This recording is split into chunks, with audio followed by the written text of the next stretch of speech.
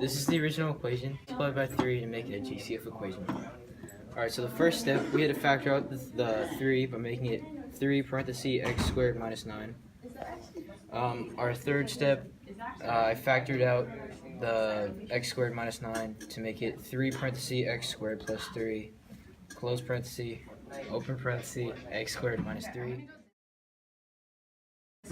And then for our fourth step, we had to make it, we combined the first parenthesis and made it 3x plus 9, parenthesis x minus 3. Combined these two equations, and got this. And then we combined these two and got this.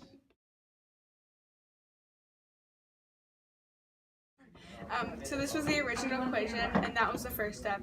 But for the second step, I noticed that the common factor was 2, and so then I made it 3x squared plus 8x plus 5. And then for the third step, which is grouping, I did 5 times 3, which is this from the 5 and the 3, to get 15, and the 5 plus 3 equals 8. And so then I kept the 2 in the same spot, and then I put the 3x there and the 5x there, and the plus 5 because I got the 5 from there and the 3x squared from there. And then I factored it out and got 3x times x plus 1 plus 5 times x plus 1.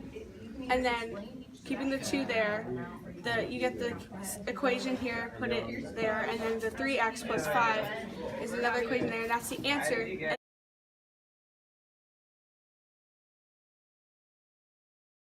And to check my answer, I distributed the 2 to the x plus 1, and then I multiplied it by 3x plus 5, and then I got the 6x squared plus 10x plus 6x plus 10 to get the original equation. So this is the difference between two squares and the greatest common factor by Maggie Altman. So my original equation is 10x squared minus 90. I knew that the greatest common factor was 10, so I took it out of the equation and I got 10 times x squared minus 9. I know that there's a difference between these two because they're two squares, so it's 10 in parentheses x plus 3 in parentheses x minus 3. Then, to check my answer, I distributed it and I got 10x squared minus 30x plus 30x minus 9. And since these two cancel out, we get back to the original equation, 10x squared minus 90.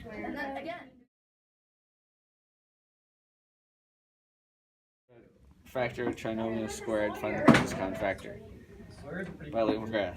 So this is my equation. Then I factored out the greatest common factor, which is 4.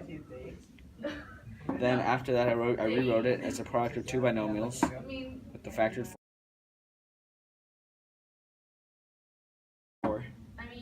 To check, I took this equation, rewrote it, and then I multiplied the two binomials together, and then I multiplied them all by 4, which is the greatest common factor, and I ended up with the final answer.